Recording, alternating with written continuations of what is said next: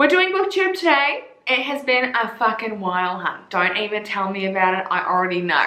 I have not posted in almost over a week, which is unusual for me because I've been uploading like 3 videos a week.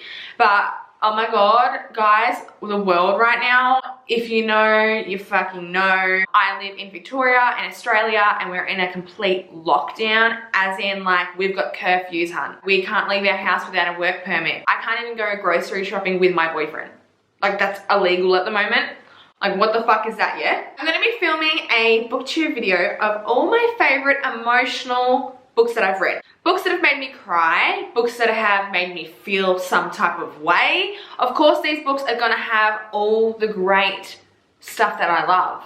Good sex, sexual chemistry, good banter, like all that shit is in these books.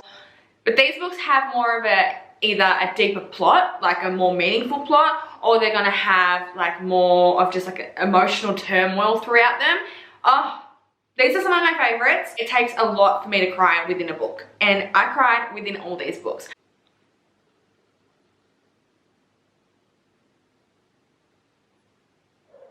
Also, ignore my nails, they're stumpy as, and because I'm so anxious and nervous about the world right now, I've just been chewing on them. I'm a nail biter, I can't help it. So the first book I want to recommend is Underneath the Sycamore Tree by B.Celeste.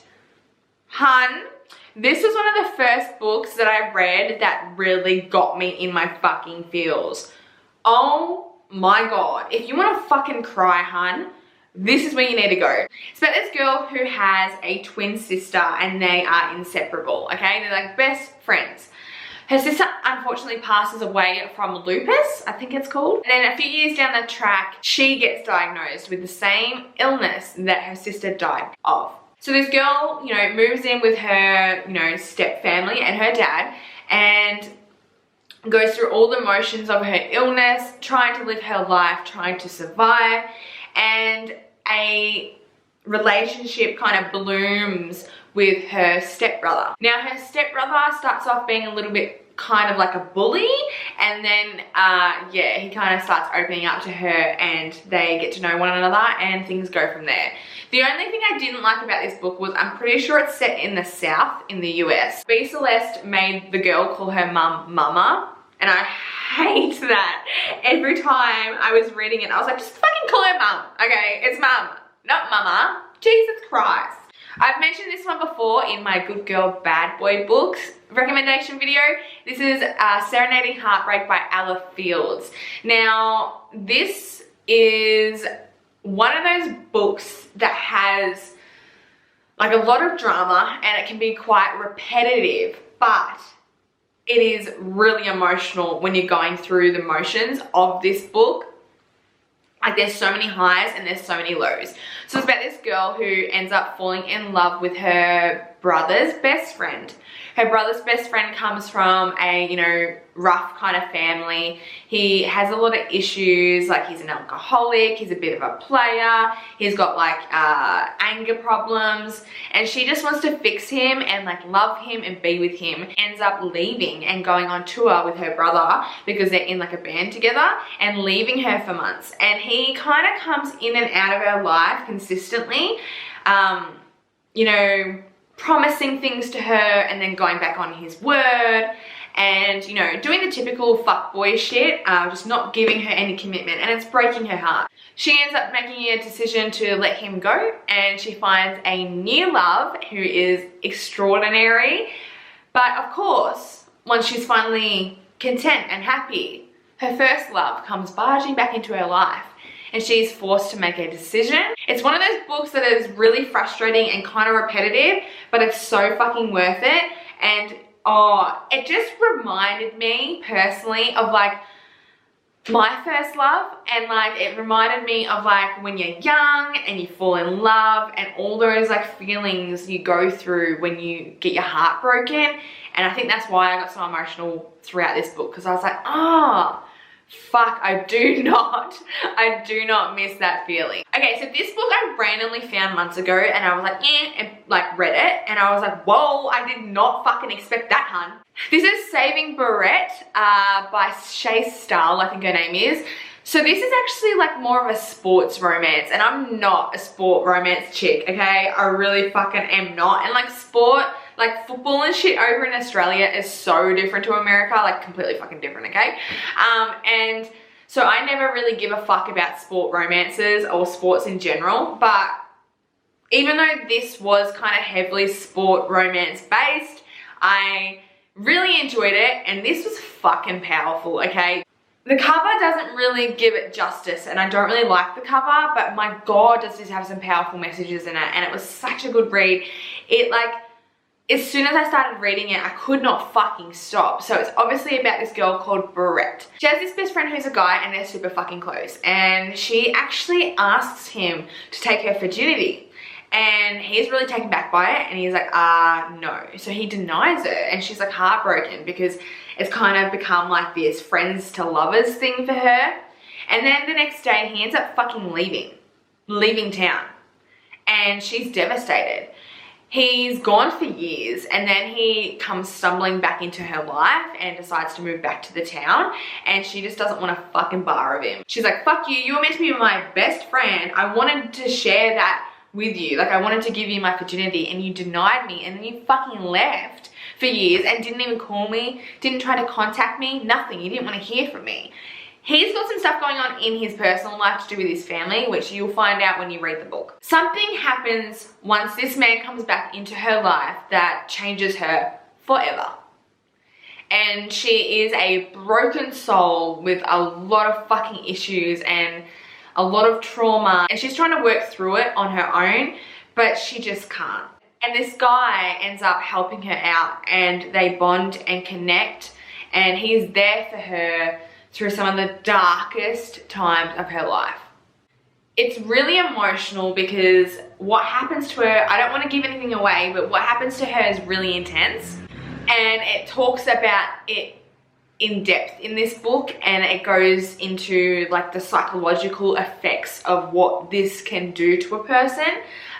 So yeah, it was really emotional. As I said, it definitely is a heavy sport-based romance. Like all the chapters that are written from his point of view, you know, he plays football, he's in college, I think he's got like a scholarship or something, I don't know. Yeah, it's all about his career, his football career. I kind of just skimmed past that. Like, I knew what was going on, but I didn't really care too much about it.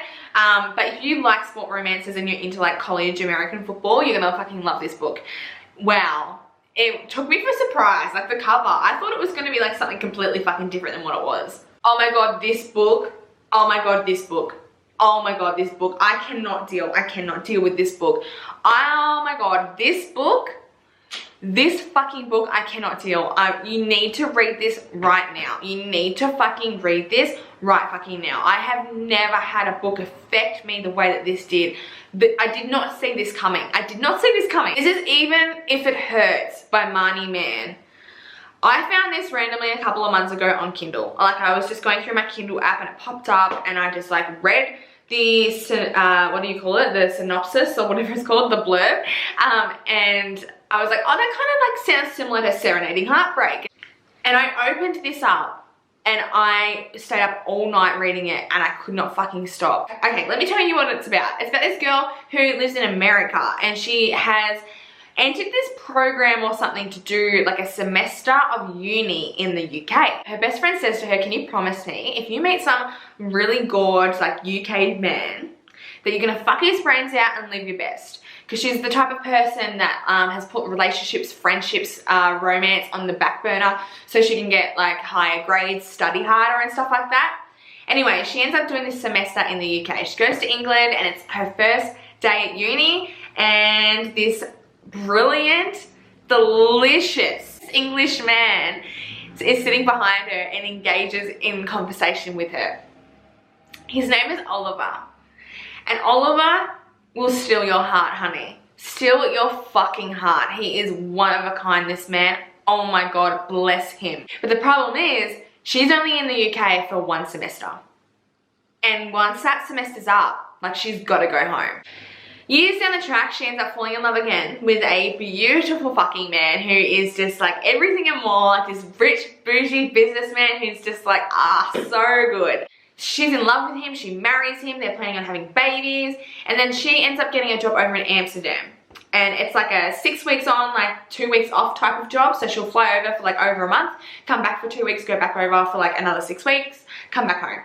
Anyway, while she's over there in Amsterdam at this company that she's got this job with, Oliver walks back into her life and he works for the same fucking company. She's ended up in this really intense situation where she's in love with 2 men at the same fucking time and she does not know what to do. Please read this book. Please read this book. I cannot stress it enough. I was bawling. Like, I finished this book at work on my lunch break and the rest of the day I was literally walking around like holding tears in. Like, it really fucked me up. And it's just like, oh, there's nothing like your first love. There really fucking isn't. And oh my god, it's on it. I could cry talking about it now. And this book also has like a soundtrack. A lot of authors link Spotify playlists to their books, and the songs that go to this book, like, I can't even listen to them without thinking about this book or crying. Next up, we've got Forbidden by Tabatha. I'm not going to say her last name because I can never fucking say it. I actually did a reading vlog reading this book. It was recommended to me by you guys and fuck me up. It's a incest relationship, guys, between a brother and a sister. Do not wrinkle your nose up at me about this book because this book is the most painfully beautiful book. It is a slow burn on another fucking level.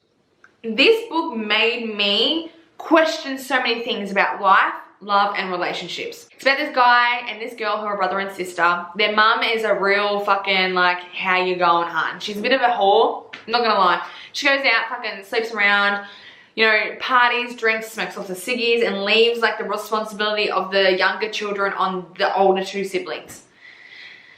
Lachlan is a very anxious man. He suffers a lot. He is a bit mute. He doesn't really communicate with people. He has anxiety attacks. He's just a bit of a loner and struggles a lot internally. And his sister is, you know, a bit more confident, a bit more preppy, and they've kind of banded together and became like a partnership, helping each other run this household, supporting one another and raising their younger siblings. You know, a lot happens in their life and they grow closer and closer together and they discover the love that they have for one another. And even though it's so wrong, it's so right, and it's so painful to read their story, but you have to go there. It is incredible. Like, Tabatha did such a good job. Like, you need to read it. It'll fuck you up. It fucked me up for all night, just crying consistently. I finally read No Tomorrow by Carian over the weekend, and oh my god, I did not expect it to be the ride that it was. I knew it was going to be emotional, and that's why I've been putting it off for so long. But fuck me. So it's about this girl who's like 21 and she ends up like meeting this homeless man who is like living at the park where she eats her lunch every day. He is a musician and all he has with him is a duffel bag and a dog.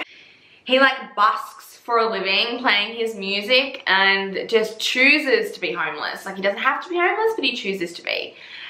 He's a really intense character.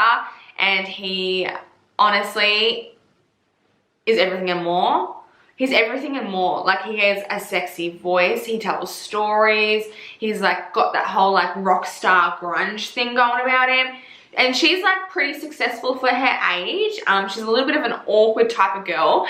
And yeah, they just click on a really like spiritual and emotional level, and he warns her like, falling in love with me is going to ruin you. And she's like, well, bitch, I'm already there. Their love at the start of this book is something so intense. Like, I was getting emotional before the story even kicked off.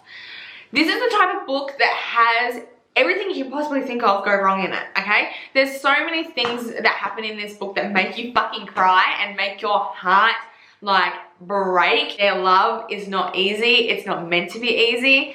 They end up separating for a large amount of time, and then she comes back into his life when she hears him playing on the radio, and he is now famous. Oh, I just can't even get over. This book has so many topics in it, guys. like so many things that are relatable, so many things that, you know, you and I probably have gone through, or people in your life have gone through. I could really connect with this book. I've never fallen in love with like a wannabe fucking homeless musician, but what they go through is fucking intense, and I love Carian. I've read a few of her books and I think she's a really great writer. And Blue and Piper, I will never forget. And if you haven't read this, you need to. These are amazing. Please read them. I know this is a little bit different. I'm more, you know, mafia, fucking smutty, let's read sex scenes. These books are different because they're gonna fucking make you cry, alright? They're just fucking gonna. And I'm sorry, but I think it's good to have a cry. It's good to have read a book that fucking moves you. Like, that's the power of, you know, writing, and the power of reading, and the power of a good book. If you guys like this video and you want to see more book recommendations, or if you want to see a reading vlog, because I'm running out of book recommendations, please thumbs this up and let me know. There's a comment box down below if you want to have a chat. I hope you guys are all taking care of yourself. I hope you're well. Fuck me. Fuck this life. Like 2020, who the fuck are ya? Get the fuck out. Not about ya. Thanks so much for watching, guys. It means the world to me, and I'll see you in my next video. Bye.